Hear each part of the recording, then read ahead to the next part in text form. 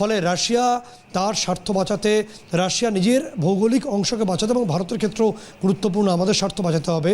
তাহলে কি রাশিয়ার তরফে ওয়াগনার গ্রুপ কি বাংলাদেশে প্রবেশ করতে পারে? ওয়াকারুজ্জামান কি সেই সহায়তা চাইতে পারেন?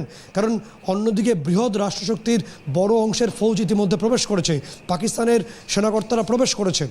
ফলে ওয়াকারুজ্জামান যেমনভাবে আমাদের রাফায়েল গিয়ে শেখ হাসিনার যে এয়ারক্রাফটকে এসকর্ট করেছিল, সেই ছবিকে আমরা আরও একবার দেখতে চলেছি। এখানে ওয়াকারুজ্জামানের ভূমিকাটা কিন্তু অত্যন্ত গুরুত্বপূর্ণ। দীপ্তাংশু সত্যজিৎ বাবু, এখানে আইডিয়ালি দুটো সিচুয়েশন হতে পারে। একটা, আপনি যেটা সঠিকভাবে বললেন, এই যে গণ অভ্যুত্থান আবার বলছে সরাবে এবং শাহাবুদ্দিন চুপ্পিকে সরানোর জন্য একটা গণ অভ্যুত্থান, বিভিন্ন পার্টি, বিশেষ করে যে নতুন সিটিজেন ফোরাম পার্টি, সিটিজেন্স কি ন্যাশনাল পার্টি এবং জামাত একসঙ্গে জঙ্গি সংগঠন গিয়ে আবার এই বঙ্গভবনে গিয়ে উৎপাত করে প্রেসার দিয়ে প্রেসিডেন্টকে হাঁটাবার।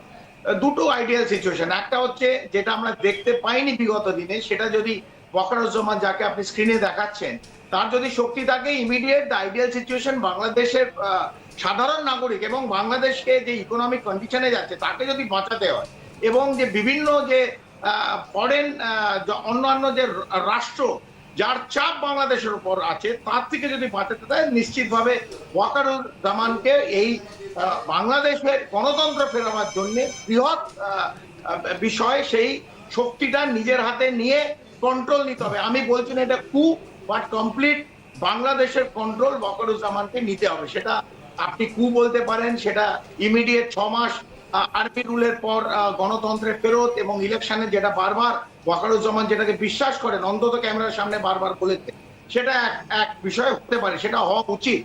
অথবা ইউনাইটেড নেশন এটাকে ডিস্টার্বড এরিয়া ঘোষিত করুক, কারণ বাংলাদেশে যেরকম ভাবে যে দিকে প্রবাহ যাচ্ছে এবং জঙ্গি সংগঠন, তারপর এই রোহিঙ্গাদের ঝামেলা এবং ভারতের যে উত্তর পূর্ব 7টা রাজ্যে প্রবলেম হতে চলেছে এবং মণিপুরে হবেই, আমরা জানি যেভাবে রিসোর্সেস পৌঁছচ্ছে, অস্ত্রশস্ত্র পৌঁছানো হচ্ছে, সেই জায়গায় ইউনাইটেড নেশন ভারতেরও উচিত ডিপ্লোমেসিতে চাপ দিয়ে এটাকে ডিস্টার্ব এরিয়া করে ইউনাইটেড নেশনের পিস কিপিং ফোর্স ঢুকিয়ে দেওয়া।